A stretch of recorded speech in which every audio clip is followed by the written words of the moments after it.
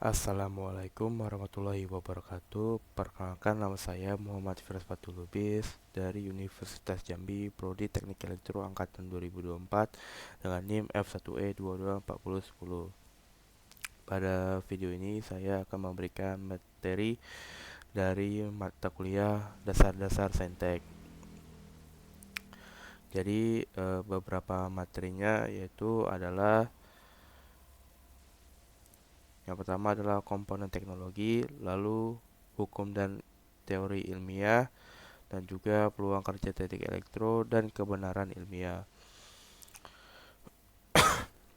Untuk pertama-tama yang akan saya bahas yaitu pengertian dan komponen teknologi.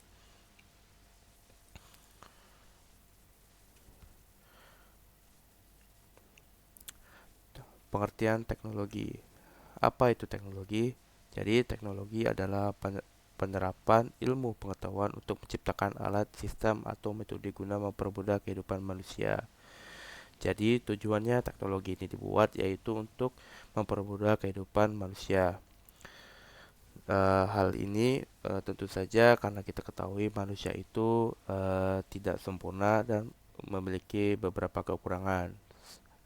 Studi kasusnya adalah seperti manusia tidak bisa terbang dan tidak bisa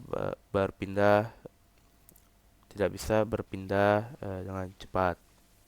Maka dari itu dibutuhkanlah teknologi pesawat yang bisa dapat menampung beberapa manusia untuk berpindah pulau, bahkan negara untuk berpindah. Jadi bisa dibilang teknologi ini untuk menutupi kelemahan dari manusia tersebut.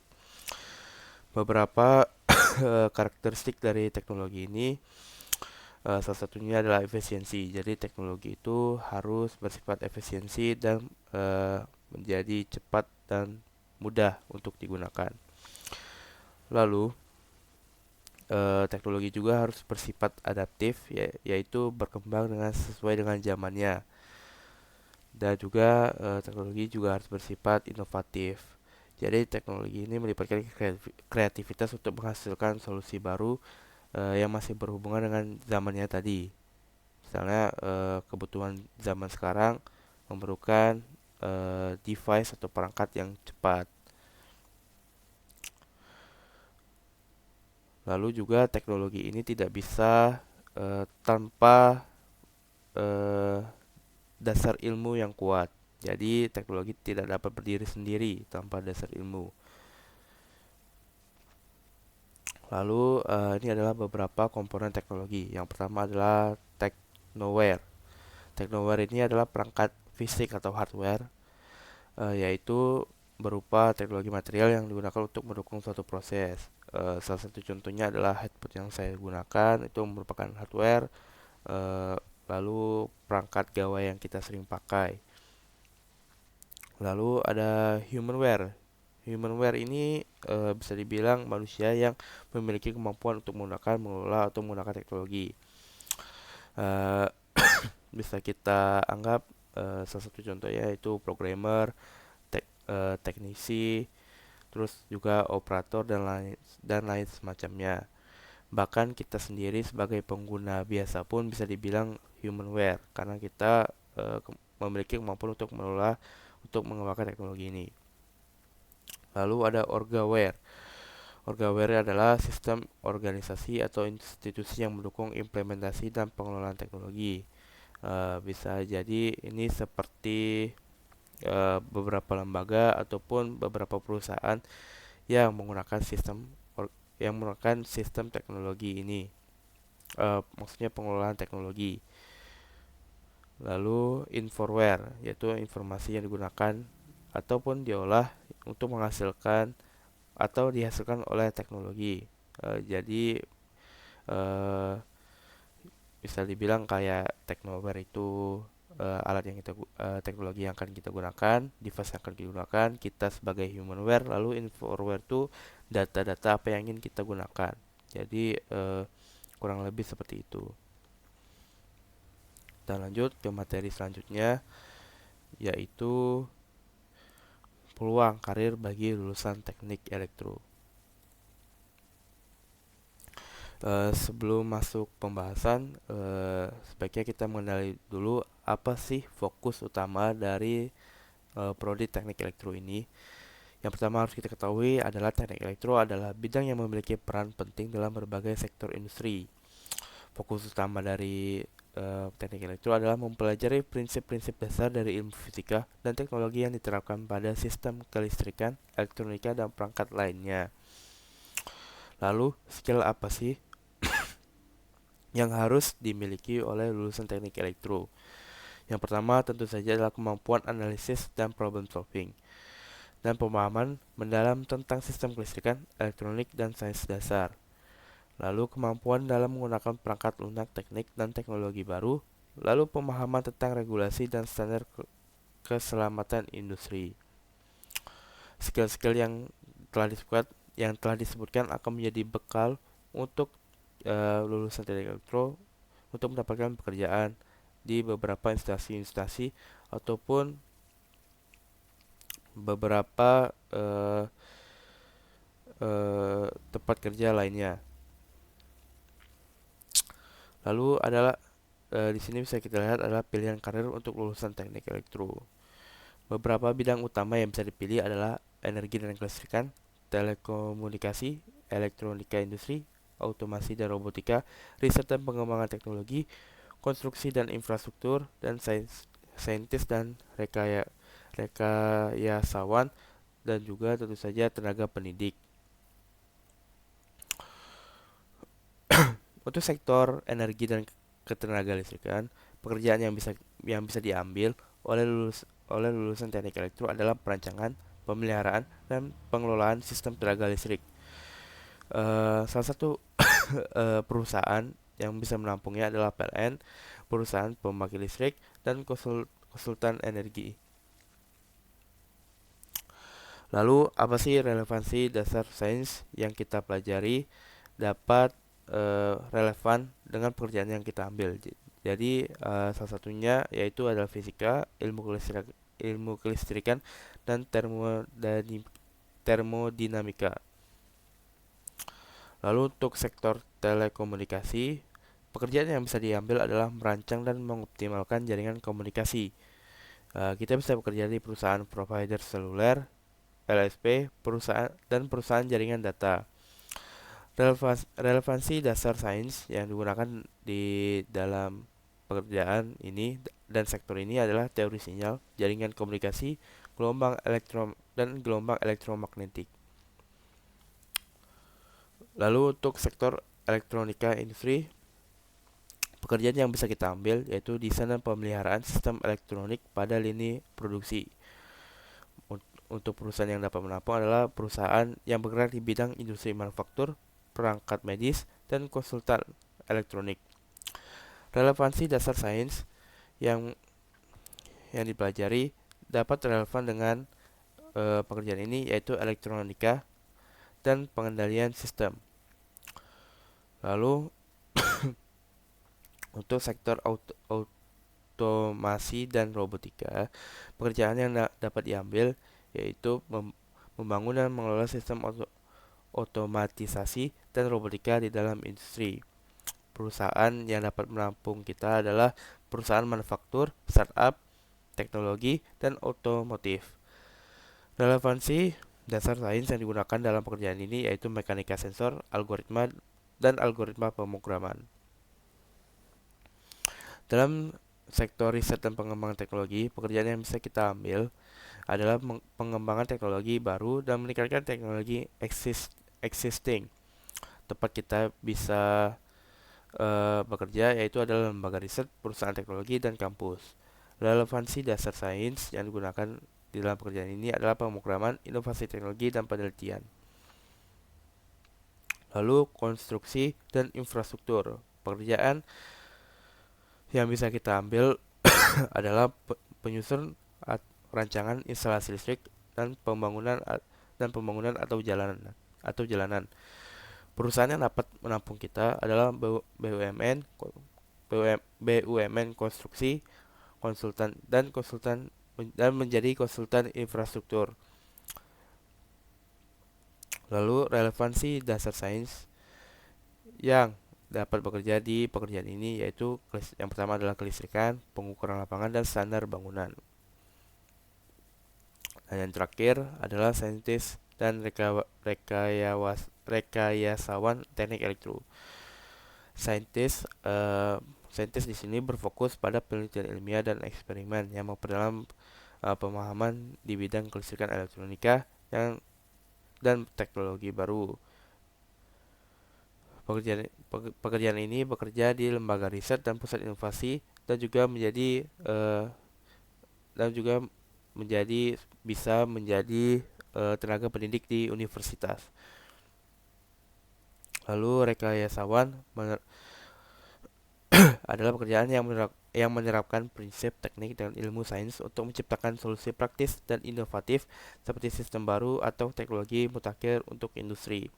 Tempat pekerja yang dapat menampung rekayasan adalah perusahaan teknologi, laboratorium R&D, dan industri otomasi. Relevansi sains dasar yang digunakan dalam pekerjaan ini yaitu elektronika, mekanika, algoritma, dan desain teknis.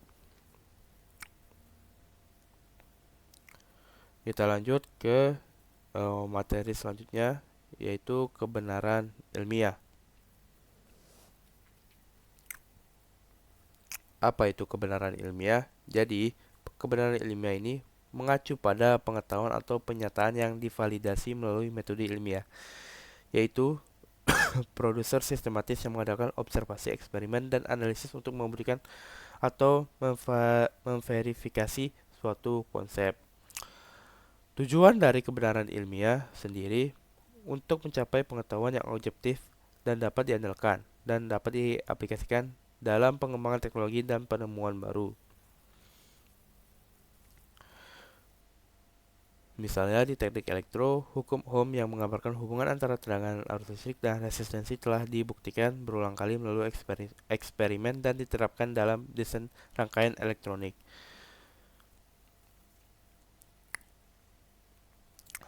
Lalu ada sifat-sifat kebenaran ilmiah.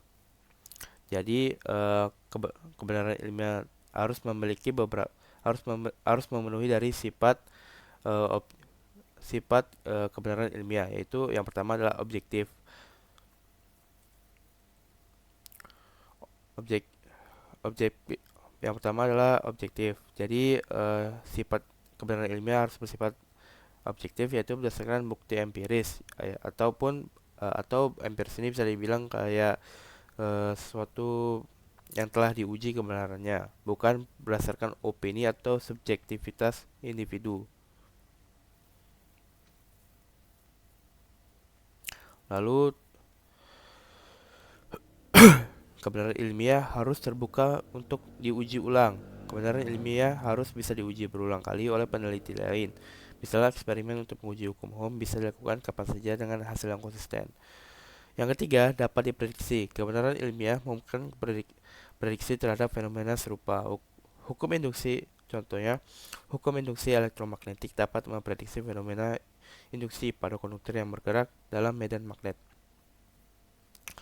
Lalu, sifat yang keempat adalah dinamis dan fleksibel dalam pekerjaannya, yaitu kebenaran ilmiah bisa berubah dengan adanya bukti baru. Misalnya, penemuan material suprakonduktor menambah pemahaman baru di teknik elektro yang sebelumnya tidak diketahui. Lalu, apa pentingnya kebenaran ilmiah ini? Pasti kita bertanya-tanya, apa sih pentingnya kebenaran ilmiah ini? Yang pertama, kita bisa menilai akurasi dalam desain dan pengujiannya. Ya, jadi kebenaran ilmiah memastikan desain yang tepat dan menghindari kesalahan dalam aplikasi. Dan juga kita dapat mengurangi resiko kesalahan dalam memaksimal efisiensi dalam memaksimalkan efisiensi dari kebenaran ilmiah tersebut. Lalu eh, kebenaran ilmiah ini dapat mendorong inovasi dan teknologi dan membuka peluang untuk inovasi yang aman dan dapat diandalkan. Lalu bagaimana penerapan kebenaran ilmiah ini? Ya, jadi salah satu penerapannya adalah pada penelitian eksperimental, yaitu kita menguji teori dengan metode ilmiah yang terstruktur. Lalu pengembangan teknologi baru. Kebenaran ilmiah memungkinkan desain teknologi yang efisien dan aman. Lalu analisis data membuktikan hipotesis. Jadi kita menggunakan data empiris ataupun data yang sudah diuji berulang kali dan hasilnya sangat tepat untuk mendukung atau menolak hipotesis yang telah kita buat di awal. Selesai. Lalu kita lanjut ke materi selanjutnya.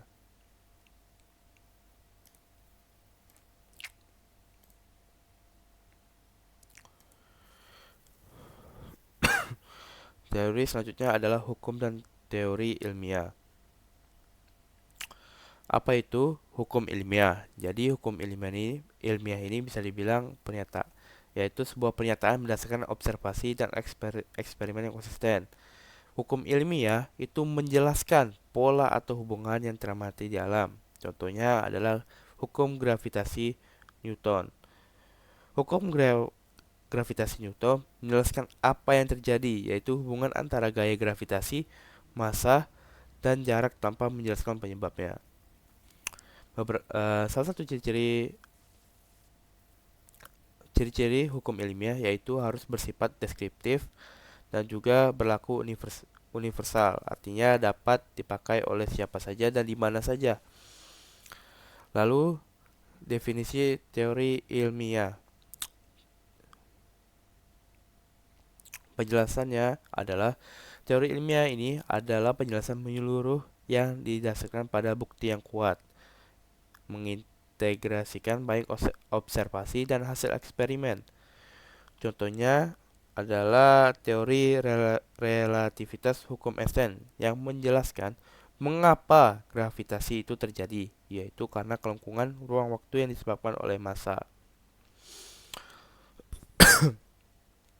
Jadi bisa kita bedakan ya yang tadi. Ya, jadi kita lanjut ciri-cirinya yaitu bersifat prediktif dan memungkinkan revisi atau pengembangan.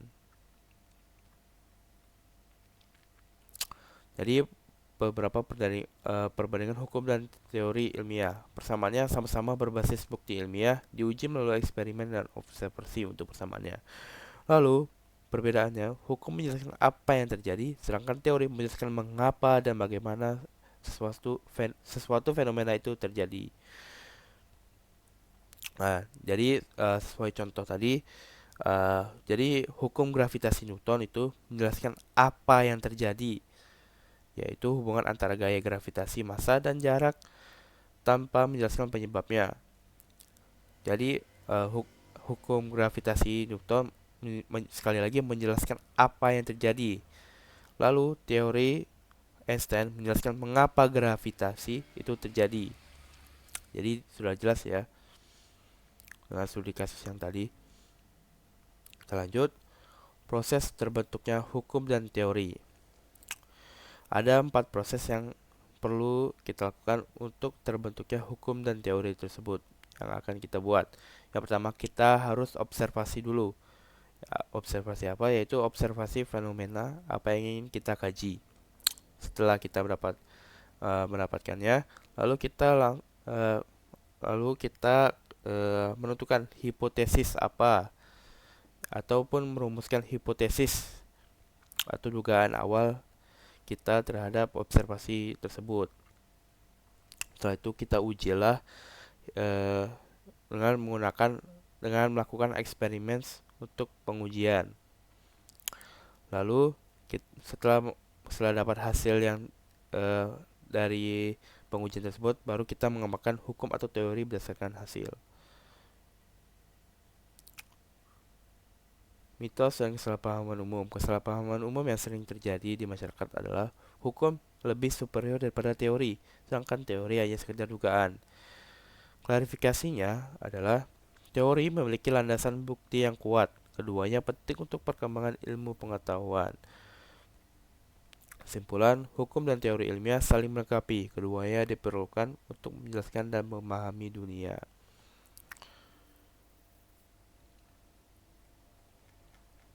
Baiklah, mungkin segitu dulu dari saya.